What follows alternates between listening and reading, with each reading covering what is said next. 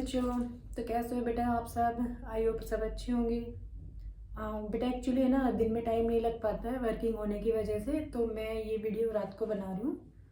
I hope board आपको अच्छे से दिखाई दे रहा होगा और कोई रिफ्लेक्शन इतनी ज़्यादा नहीं आ रही होगी। अगर आ भी रही हो तो उसको प्लीज़ थोड़ा सा अवॉइड करना। ओके, तो आज का जो हमारा टॉपिक रहेगा वो रहेगा पत्र के प्रकार व प्रारूप। ठीक है बेटा, ये देखो 10th क्लास के जो बच्चे होते हैं उन 10th class 9th 10th 11th 12th बहुत सारे बच्चे ऐसे होते हैं जिनको पत्र के बारे में नहीं पता होता कि किस तरीके से पत्र लिखना होता है। और बोर्ड में आपका जो पत्र का प्रारूप होता है ना, तो उसके भी मार्क्स कटते हैं। ठीक है, अगर आपने पत्र का प्रारूप गलत बनाया है तो उसके मार्क्स कटते हैं।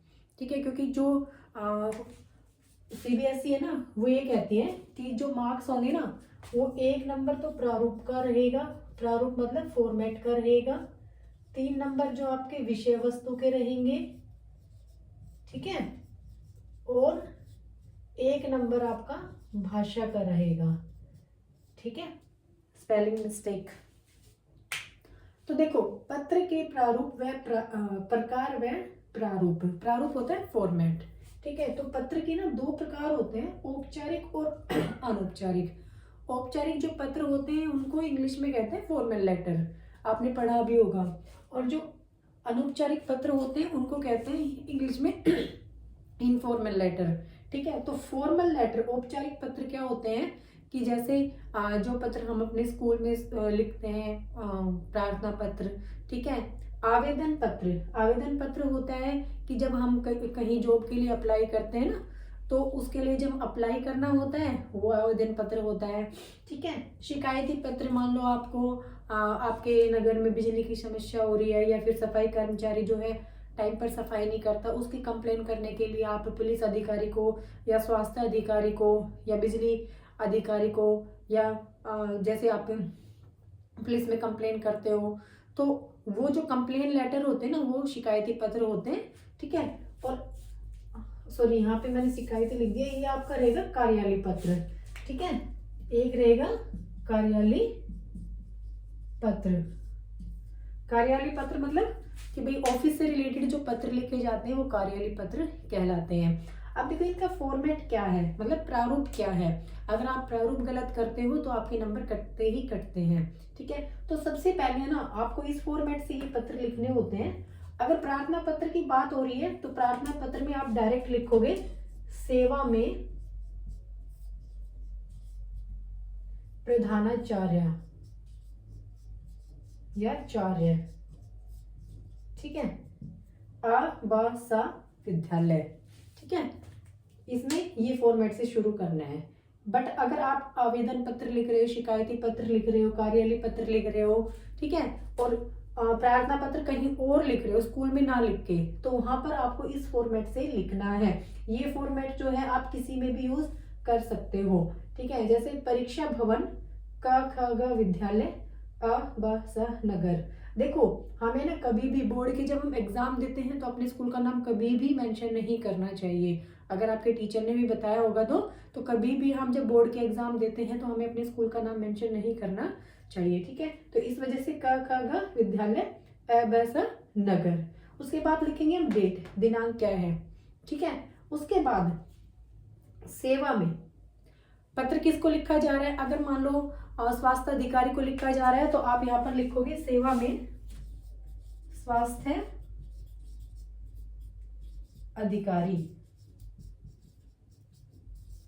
अगर आपके क्वेश्चन में नगर या जगह का नाम दिया हुआ है तो वो मेंशन करो, और अगर नहीं दिया हुआ है तो आप क ख ग नगर भी लिख सकते हैं। ठीक है, तो ये फॉर्मेट इतना इस तरीके से लिखना है। ठीक है, उसके बाद है हमारे विषय। जो हमारे औपचारिक पत्र होते हैं उसमें विषय लिखना कंपलसरी होता है। अगर आपने विषय नहीं लिखा तो आपका नंबर 100% कटेगा ही कटेगा। ठीक है, इसमें विषय लिखना कंपलसरी होता है। विषय में क्या होता है कि आपके क्वेश्चन से रिलेटेड, ठीक है, जैसे क्वेश्चन है आपका कि आपके नगर या गली में, ठीक है, सफाई न होने के कारण गंदगी बहुत ज़्यादा फैल रही है और जिसके कारण बीमारियां बढ़ती जा रही हैं। तो आप सफाई कर्मचारी की शिकायत हेतु जो है स्वास्थ्य अधिकारी को शिकायती पत्र लिखिए। आपका क्वेश्चन ये है। तो आप विषय में क्या लिखोगे कि सफाई कर्मचारी की शिकायत हेतु पत्र। बस इतना ही लिखना है, पूरा क्वेश्चन में नहीं लिखना है। पूरा क्वेश्चन अगर आप विषय में लिखोगे तो वो फॉर्मेट गलत हो जाएगा। ठीक है, कोशिश करना कि एक ही लाइन में आपका विषय आ जाए। उसके बाद जो संबोधन शब्द होता है, महोदय या महोदया, ये आप लिखोगे। ठीक है, ये आपका हो गया प्रारूप। अब यहाँ से आप विषय वस्तु स्टार्ट करोगे कि सविनय निवेदन यह है कि मैं इस नगर का निवासी हूँ और हमारे जो नगर है उसमें सफाई कर्मचारी जो है समय पर सफाई नहीं करता है, इस कारण से जो है बीमारियों का खतरा बढ़ता जा रहा है। तो या तो आप इस सफाई कर्मचारी की जगह दूसरा सफाई कर्मचारी नियुक्त कर दें, या फिर जो है इसको थोड़ा सा मतलब टाइट करें जो कि सफाई अच्छे से कर सके। इस तरीके से आपको विषय वस्तु लिखनी है। विषय वस्तु इस तरीके से होनी चाहिए कि 3 नंबर उसमें आसानी से आपको मिल जाए। दूसरा, स्पेलिंग मिस्टेक का ध्यान रखना, स्पेलिंग मिस्टेक कम से कम होनी चाहिए। ठीक है, अब लास्ट में क्या लिखोगे कि आशा है, ये लाइन जरूर ऐड करनी है। आशा है कि आप हमारी समस्या की ओर ध्यान देंगे और जल्द से जल्द जो है हमें इससे छुटकारा दिलवाएंगे। ठीक है, ये आपकी हो गई विषय वस्तु। फिर लास्ट में धन्यवाद भवदीय, अगर लड़की है तो भवदीय। अगर क्वेश्चन में आपका नाम दिया हुआ है, आपके क्वेश्चन में जो एग्जाम में आया हुआ है क्वेश्चन, उसमें नाम दिया हुआ है तो वो नाम लिखना है आपको। अगर नाम नहीं दिया हुआ है तो आपको क ख ग या अ ब स लिखना है, अपना नाम नहीं लिखना है। तो ये तो हो गया आपका औपचारिक पत्र का फॉर्मेट, प्रारूप हो गया। अब आता है आपका अनौपचारिक पत्र। अनौपचारिक पत्र में आपको क्या करना है, ये वाला जो फॉर्मेट है वो तो हमें एज इट इज लिखना है। ठीक है, डेट भी लिखनी है, लेकिन ये है ना, ये वाला हमें स्किप करना है यहाँ से। ठीक है, ये वाला हमें स्किप करना है। ना तो हम इसमें सब्जेक्ट लिखेंगे, ना ये इस तरीके से लिखेंगे। इसकी जगह हम लिखेंगे, अगर हम अपने पिताजी को पत्र लिख रहे हैं, पूजनीय पिताजी। अगर माताजी को लिख रहे हैं तो भी ऐसे ही लिखना है, चरण स्पर्श। ठीक है, उसके बाद मैं यहाँ पर पहले आपको अपना वो बताना है कि मैं यहाँ पर कुशल मंगल हूँ। आशा है आप सब भी वहां पर कुशल मंगल होंगे। और फिर उसके बाद जो क्वेश्चन में दिया गया है उससे रिलेटेड आपको विषय वस्तु तैयार करनी है इसी में। ठीक है, लास्ट में जब ये विषय वस्तु आपकी खत्म हो जाती है तो जैसे कि भाई चाचा को चाची को मेरा प्रणाम देना। ठीक है, बुआ जी को इस तरीके से, और फिर आपका पुत्र या पुत्री, ठीक है, नाम लिख देना। ठीक है, और अगर अब मतलब दादाजी दादी जी, माताजी पिताजी, या फिर चाचा चाची जी, मामा मामी जी के लिए आप ये ही यूज करोगे, ये फॉर्मेट। और अगर आप अपने फ्रेंड्स को पत्र लिख रहे हो तो क्या लिखोगे, प्रिय मित्र, प्रिय मित्र सप्रेम नमस्ते।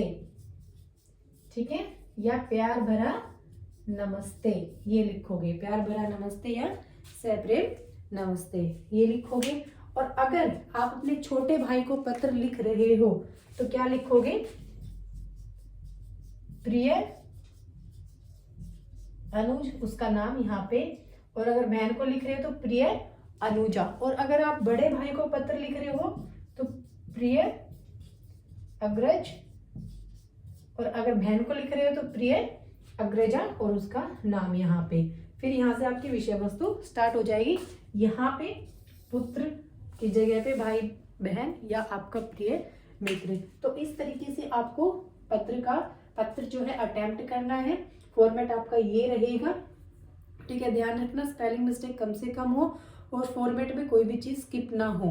ना तो डेट स्किप होनी चाहिए, डेट का 1% चल भी जाएगा। बट अगर औपचारिक पत्र में आप विषय लिखते हो, नहीं लिखते हो तो नंबर कटेगा। और अगर इसमें इनफॉर्मल लेटर अनौपचारिक पत्र में अगर आप डेट लिख देते हो तो फॉर्मेट गलत होगा, उसका भी नंबर कटेगा। ठीक है, तो ध्यान रखना औपचारिक में हम विषय नहीं औपचारिक में विषय लिखते हैं सॉरी, और अनौपचारिक में विषय नहीं लिखते हैं, ठीक है। और ये जो है ये वाला फॉर्मेट इसमें नहीं लिखा जाता है।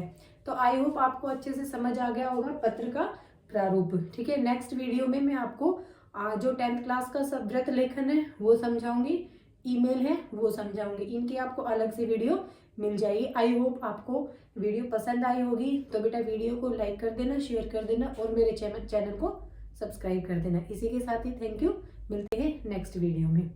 Thank you.